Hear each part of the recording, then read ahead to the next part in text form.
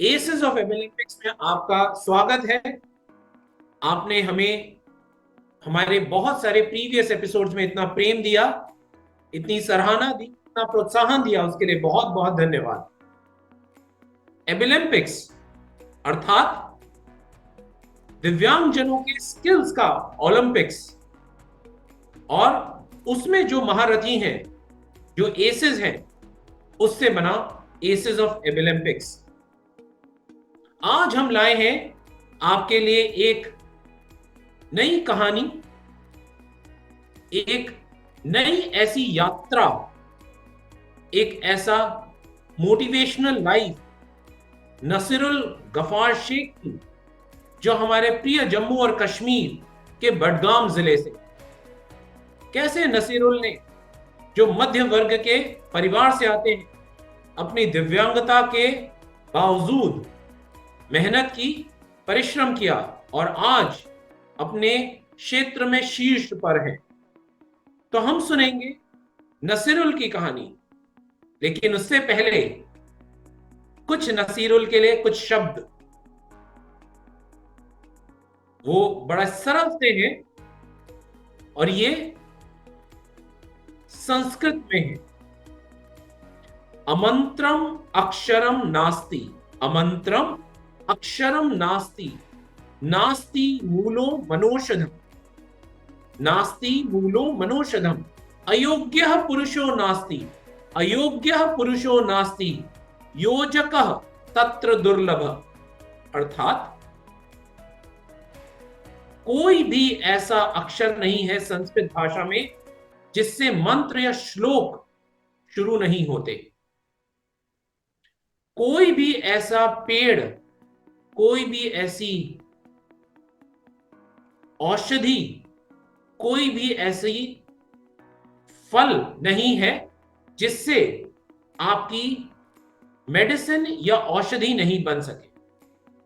उसी प्रकार जो भी मनुष्य इस धरती पे उसने जन्म लिया है, वो बहुत लायक है, वो बहुत काबिल है और वो बहुत कुछ कर सकता है। लेकिन उसको, उस काबिलियत को पहुंचाने के लिए एक योजक की जरूरत होती है, इनेबलर की जरूरत होती है। कौन है वो योजक, कौन है वो इनेबलर? सार्थक, national Olympics association of India. और आज उस सार्थक और नाय, जो जिसने जो प्लेटफॉर्म दिया, वहां से हम नसीरुल की कहानी सुनते हैं, उनकी जुबानी। नसीरुल, आपका एसेस ऑफ ओलंपिक्स में बहुत बहुत स्वागत है। अपना समय देने के लिए और हमसे बात करने के लिए बहुत बहुत धन्यवाद। धन्यवाद sir. Nasirul, good afternoon. Good very afternoon sir. Very good good afternoon afternoon. Sir. Very very good afternoon. Myself Nasirul Gaffar Sheikh. मैं डिस्ट्रिक्ट बडगाम से बिलोंग करता हूँ, जम्मू एंड कश्मीर। मैं लोकोमोटर डिसेबिलिटी से बिलोंग करता हूँ, मेरी लोकोमोटर डिसेबिलिटी है। और जो मैं जहाँ से मैं बिलोंग करता हूँ, मिडिल क्लास फैमिली से। और रहा सवाल मेरे स्किल का, मेरी एजुकेशन का, तो इसमें मुझे बहुत सारे चैलेंजेस फेस करने पड़े। लेकिन एक दिन ऐसा भी था जब लोग मुझे कहते थे कि आप कुछ नहीं करेंगे, एक डिसेबल के लिए सिर्फ जॉब है, गवर्नमेंट जॉब, गवर्नमेंट जॉब के बगैर आप कुछ नहीं कर सकते हो। लेकिन मुझे वो साबित करके देना पड़ा सोसाइटी को कि एक डिफरेंटली एबल्ड बंदा कुछ भी कर सकता है। Now me my abilities, not my disability. मुझे मेरे हुनर से पहचानो, ना कि मेरी डिसेबिलिटी से। तो फिर जब मैंने स्किल सीखना शुरू किया, तब मैं थर्ड स्टैंडर्ड में पढ़ता था। तो वहां से मैंने जो सोलनी का काम है, जो एम्ब्रॉयडरी का काम है, तो वो काम सीखना शुरू किया अपने पापा से, अपने चचेरे भाई से। वहां से मैंने थोड़ी काउंसलिंग उन्होंने की, गाइडलाइन की। तो जो फ्री टाइम मुझे मिलता था एजुकेशन के बाद, स्कूलिंग के बाद, तो उस टाइम में मैं यही हैंड एम्ब्रॉयडरी का काम सीखता था, क्योंकि घर में ही हमारा ज्यादा रहना था। और मेरा शौक था दूसरा, स्पोर्ट्स। स्पोर्ट्स के साथ भी मैं एफिलेटेड था। जो क्रिकेट के साथ मेरा लगाव था, लेकिन क्रिकेट से ज्यादा मेरा लगाव फिर एम्ब्रॉयडरी से हुआ। एम्ब्रॉयडरी को मैंने कभी छोड़ा नहीं, जिसको मैंने अपना एक वो जरिया बनाया जिससे मैंने अपना अर्निंग स्टार्ट की, और जिससे मैंने अपनी एजुकेशन कंप्लीट की, और एजुकेशन भी कंटिन्यू रखी, जिसको कंटिन्यूटी में अपनी एजुकेशन रखी। और रहा मेरी स्कूलिंग का सवाल, जो मैंने अपने आरत बडगाम के स्कूल से ही, मैंने बॉयज हाई स्कूल से ही अपनी एजुकेशन, यहाँ से मैंने 10वीं कंप्लीट की। तो फिर उसके बाद दूसरा सिलसिला शुरू हुआ, तो मैंने 11th 12th Magam high secondary से कंप्लीट किया। तो फिर उसके बाद कॉलेज एजुकेशन की बात, क्योंकि हर्डल्स आते हैं एक डिफरेंट लेवल बंदे को, गाड़ी में चढ़ना फिर वहां से उतरना, क्योंकि मेरी लोकोमोटर डिसेबिलिटी की 60% लेकिन फिर भी मुझे बहुत सारे हर्डल्स का मुझे जिनको मुझे फेस करना पड़ता था। लेकिन वो फेस करने के बावजूद भी मैंने हिम्मत नहीं हारी, मैंने अपनी एजुकेशन कंप्लीट की। अपने पेरेंट्स पेरेंट्स ने भी साथ दिया, अपनी फैमिली ने भी साथ दिया, मेरे भाइयों ने भी साथ दिया, क्योंकि मैं मिडिल क्लास फैमिली से बिलोंग करता था। तो फिर उसके बाद मैंने अपनी कॉलेज ज्वाइन की, जीडीसी बेमना, जहाँ से मैंने ग्रेजुएशन कंप्लीट की। तो ग्रेजुएशन कंप्लीट करने के बाद मेरा ख्वाब था कि मैं अब यूनिवर्सिटी ज्वाइन करूं, लेकिन by the grace of almighty Allah, तो उसका कुछ और ही मेरे लिए उसने मेरे लिए कुछ और ही चुना था, जो मैंने शायद सोचा भी नहीं था। तो फिर मैंने एम्ब्रॉयडरी को ही अपना जरिया बनाया। फिर उसके बाद मैंने 1 ईयर आईटीआई डिप्लोमा भी इसी में किया। मैं ये जानता था काम, लेकिन एक सर्टिफाइड कोर्स मेरे पास बना। तो फिर मैंने एक सर्टिफिकेट भी हासिल की और अपना हुनर भी लोगों को दिखाया कि मैं कुछ कर सकता हूँ। तो वहां से भी बहुत सारे लोग मुतासिर हुए।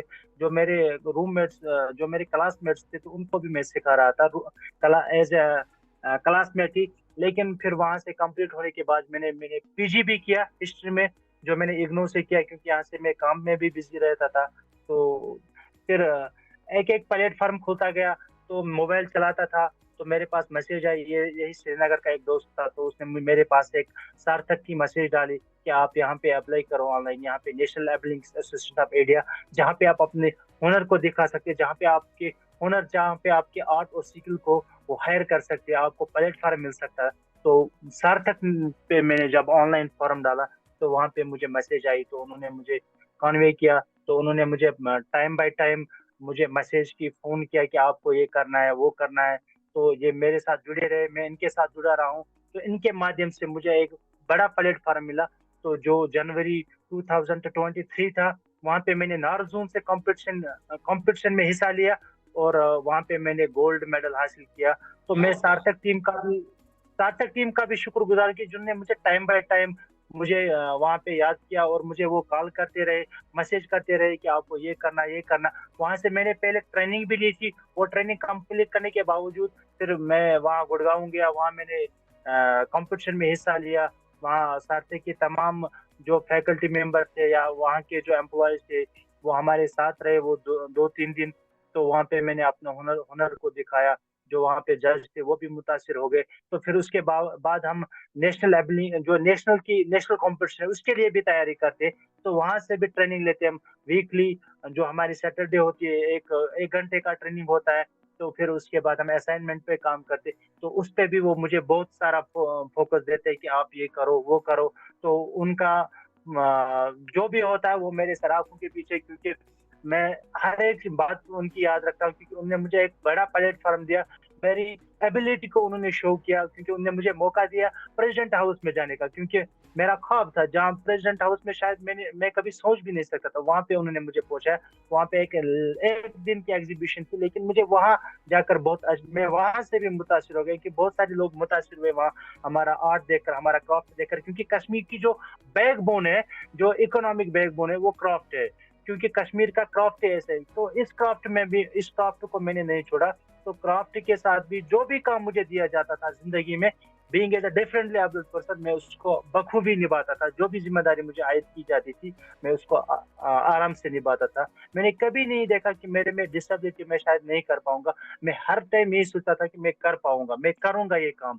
जब तक मैं करूंगा तब तक मैं नहीं बैठूंगा। जो हमारी स्टेट हैंडीक्राफ्ट डिपार्टमेंट है, तो वो भी हमें अभी आगे लाने में कोशिश करती है, लेकिन आज तक वो हमें आगे लाने में कोशिश नहीं करती थी। लेकिन अब वो जब सिकिल, जब उन्होंने देखा कि इसने गोल्ड मेडल लिया, कहाँ से लिया, तो अब वो भी जान जान गए कि नहीं, इन बंदों में दम, ये कुछ कर सकते हैं। मैं बाकी जो हमारे डिसेबिलिटी सेक्टर में लोग हैं, जो जिनको लगता है कि हम कुछ नहीं करेंगे, लेकिन मुझे लगता है जो बेड के रूम में वो सब कुछ कर सकता है। लेकिन जिसको कहीं जाना कहीं जाना पड़ेगा सीखने के लिए, मुझे लगता है कि उसके लिए दुश्वारियां खड़े। लेकिन जो रूम में बैठा हुआ बंदा है वो कुछ भी कर सकते हैं, क्योंकि आज मॉडर्न दौर है, आज मोबाइल पे आप कुछ भी सीख सकते हो, क्योंकि आपको किसी टीचर की जरूरत नहीं। आपको सिर्फ यूट्यूब यूट्यूब फॉलो करना है या इंस्टाग्राम फॉलो करना है। वहां पे आप, अगर आप जेन्युइनली उसको यूज करोगे तो आप जेन्युइनली कुछ ना कुछ हासिल करोगे। Thank you sir. बहुत बढ़िया नसीरुल्लाह, आपकी कहानी बहुत ही इंस्पायरिंग है। इस पे मुझे एक बढ़िया सा शेर याद आता है। बहुत किसी किसी अच्छे कवि ने कहा है, जमीन जमीन खतरे में है, जमीन खतरे में है, अपने परों को तेज कर लो। जमीन खतरे में है, अपने परों को तेज कर लो, वरना तुम रह जाओगे यहीं। लेकिन मेरे ख्वाब का क्या? मेरा ख्वाब तो है कि मुझे तो आसमां में घर बनाना है। तो आपका शायद शायद वही वही एक मंजर है, आपका वही एक मंजिल थी कि आपको जीतना है। आपने हमेशा कहा अपने आप को, बार बार लगातार, कि मैं कर सकता हूं, और आपने किया। एक मेरा आपसे सवाल है, एक मेरा आपसे प्रश्न है कि बहुत सारे लोग, युवा, चाहे वो दिव्यांग हो चाहे वो दिव्यांग नहीं हो, वो हताश हो जाते हैं। कभी भी एक असफलता लगती है हाथ, या कभी भी उनसे कोई गलती होती है, कोई चैलेंजेस सामने आते हैं, वो हार मान जाते हैं। उनके लिए आपका क्या संदेश है? उनके लिए आप क्या कहना चाहेंगे? सर मैं आपको एक बात बताऊंगा, मैं जम्मू कश्मीर से बिलोंग करता हूँ, क्योंकि यहाँ पे जिसको हम जॉब अपॉर्चुनिटी कहेंगे, जॉब अपॉर्चुनिटीज बहुत सारे कम है। यहाँ लोग ज्यादातर जो डिपेंडेंट है गवर्नमेंट जॉब है, क्योंकि यहाँ पे प्राइवेट सेक्टर बिल्कुल कम है। प्राइवेट सेक्टर में यहाँ पे यही क्रॉप था जिसमें लोग अपना रोजी रोटी कमाते थे, और यहाँ पे एग्रीकल्चर जो कि सेब या ड्राई फ्रूट्स, उस पे अपना रोजी रोटी कमाते थे। लेकिन दिव्यांग के लिए मुझे लगता है कि जो भी सजेस्ट करता था कि आप एजुकेशन हासिल करो, फिर आप किसी कंपनी में जॉब करोगे या गवर्नमेंट जॉब आप हासिल करोगे, इतना ये सब कर सकते हो आप, ये इतना आप सब इतना कर सकते हो। लेकिन मैंने जिंदगी में इतने भी देखे हैं, इतने डिफरेंटली एबल्ड पर्सन, और खुद भी मैंने इतना फेस किया लाइफ में। और जब मुझे यहाँ पे, जब नॉर्मल बनने के लिए यहाँ जॉब अपॉर्चुनिटीज बिल्कुल कम है, तो हमारे लिए बात ही नहीं है, क्योंकि यहाँ पे ऑलरेडी बहुत सारी जॉब अपॉर्चुनिटीज बिल्कुल कम है। लेकिन मैंने अपने आर्ट को ही अपना जॉब बनाया। मैंने अपने आर्ट को ही अपनी अर्निंग बनाई, अपने आर्ट को ही अपनी अर्निंग बनाई। अपने आर्ट के माध्यम से ही मैं अपनी अर्निंग करता था, अपनी पढ़ाई कंप्लीट की। पढ़ाई में जो खर्च आता था वो इससे ही मैं उठाता था, जो मैं अर्न करता था। और जो मैंने पीजी किया और जो लाइफ में मुझे एक्सपेंडिचर आता था, वो सब मैंने आर्ट के माध्यम से ही किया है। लेकिन मेरे पास अभी, मैं भी अभी पीजी करके हूँ। मैंने डिप्लोमा डिप्लोमा भी किया, 2.5 साल मैंने एज इंस्ट्रक्टर भी काम किया प्राइवेट आईटीआई में। जब मैंने आईटीआई कंप्लीट किया था, तो वहाँ पे मैं बच्चों को ये एम्ब्रॉयडरी सिखा रहा था और इसकी थ्योरी पढ़ा रहा था। लेकिन वहाँ पे मुझे फिर कुछ ऐसा ही पर्सनल इशू आया, तो फिर मैं वहाँ नहीं जा पाया हूँ। वो मेरे घर से दूर पड़ता था। तो उस जॉब को छोड़ने के बाद तो मैंने सोचा कि अब क्या है, कि मैंने इसी आर्ट के माध्यम से अपना एक बिजनेस यूनिट शुरू किया है सर, जिसके माध्यम से मैं कहीं पे भी जा सकता हूँ। मैं चाहता हूँ कि मुझे अपॉर्चुनिटी मिले, मुझे प्लेटफॉर्म मिले। मैं प्लेटफॉर्म का इंतजार करता हूँ, अपॉर्चुनिटी का इंतजार करता हूँ, ताकि मैं अपना प्रोडक्ट शो करूँ वहाँ पे, अपना स्किल शो करूँ वहाँ पे, और अपनी अर्निंग बढ़ा सकता हूँ, ताकि मैं डिपेंडेंट लाइफ नहीं जीऊँ, मैं इंडिपेंडेंट लाइफ जीऊँ। तो बाकी जो लोग हमारे दोस्त है, जो जितने भी हमारे भाई है, जो कि ड्रग्स में पड़े हुए या जो डिप्रेशन में पड़े हुए, क्योंकि 10 दिन 15 दिन या 1 महीना 2 महीना आप डिप्रेशन में रहोगे, फिर आपकी लाइफ खराब हो सकती है। लेकिन इस डिप्रेशन से आप आ जाओ, आप जीरो से स्टार्ट करो। आप किसी भी जगह जो आप में स्किल है, जो आप दिल से करना चाहते हो, जहाँ पे आप टाइम दे सकते हो। क्योंकि कोई आपको ये जॉब ठोके कि आप ये करो वो करो, नहीं, जो आपको दिल चाहे। क्योंकि दुनिया दुनिया में इतने शौक है जहाँ पे आप अर्न कर सकते हो, क्योंकि जीरो से लेकर जेड तक इतने बिजनेसेस है। लेकिन जहाँ पे आपका मन लगे वहां से आप लीगली अपना अर्न कर सकते हो आराम से। ये जरूरी नहीं कि आप दिन में ही लखपति बन जाओगे। तो आप 500 1000 700 कमाओ, तो फिर एक दिन ऐसा भी आएगा जब आप 30,000 दिन में कमाओगे, लेकिन उसके लिए पेशेंस दिखानी है। पहले दिन कोई करोड़पति नहीं बनता, लेकिन उसके लिए टाइम देना पड़ता है, फिर वो वापस अपना बिजनेस देता है कि आप अब कितना अर्निंग कर सकते हो।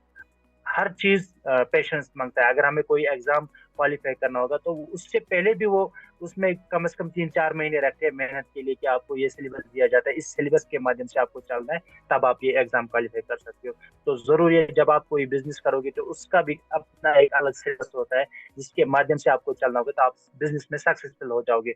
अगर आपने सिलेबस को फॉलो नहीं किया, अगर आपने रूल्स को फॉलो नहीं किया, तो आप किसी भी जगह आप फिर सक्सेस नहीं पाओगे। तो मेरी यही रहेगी राय। जो मेरे दोस्त डिप्रेशन में पड़े हुए और जो हमारे डिफरेंटली एबल्ड भाई है या बहन है, जो हमारे भाई बहन है, उनको मैं ये सजेस्ट करता हूँ कि आप अगर टेलरिंग कर सकते हो, अगर आप एम्ब्रॉयडरी कर सकते हो, अगर आप में कंप्यूटर चलाने का हुनर है, अगर आप में कोई दूसरा हुनर है, अगर आप में कम्युनिकेशन स्किल्स है, अगर आप में स्पीच है, स्पीच के माध्यम से भी आप अर्न कर सकते हो, कम्युनिकेशन की स्किल्स, जो भी आप में स्किल है उस स्किल को आप यूटिलाइज करो। कोई भी स्किल बेकार नहीं होता है, हर एक स्किल को अपना प्लेटफॉर्म होता है अपनी जगह, बस उसको ढूंढो और अपने स्किल के माध्यम से अपने आप को अपनी इंडिपेंडेंट लाइफ जियो। थैंक क्या यू। बात है, क्या बात है, बहुत बढ़िया। नसीरुल, आपने बहुत बढ़िया नसीहत दी कि आपके स्किल ही आपकी पहचान है, आपका हुनर ही आपकी पहचान है, और अगर आप अपने स्किल पे, अपने हुनर पर फोकस करेंगे तो आपको आपके ख्वाबों को, आपके सपनों को तक पहुंचने में कोई नहीं रोक सकता। आपने बहुत अच्छा हमको बताया, अपनी जीवनी बताई, अपना जर्नी बताई, अपनी यात्रा बताई।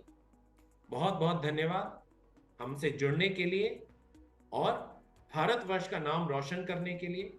अभी आप इसी तरीके से मेहनत कीजिए, और हम जब इंटरनेशनल ओलंपिक्स में जाएंगे, तो जो हेलेंस्की में है, तो हम आशा करेंगे कि आप वहां से भी स्वर्ण पदक लेकर के भारत को गौरवान्वित करें। हमसे जुड़ने के लिए बहुत बहुत धन्यवाद। मिलेंगे दोबारा भाइयों और बहनों, फिर एक नए शख्सियत के साथ, फिर एक नए सज्जन के साथ, फिर एक नई कहानी के साथ। एसेस ऑफ ओलंपिक्स में जुड़े रहिए हमारे साथ, और भारत को बनाते हैं श्रेष्ठ हम सब मिलकर। जय हिंद, धन्यवाद। जय हिंद।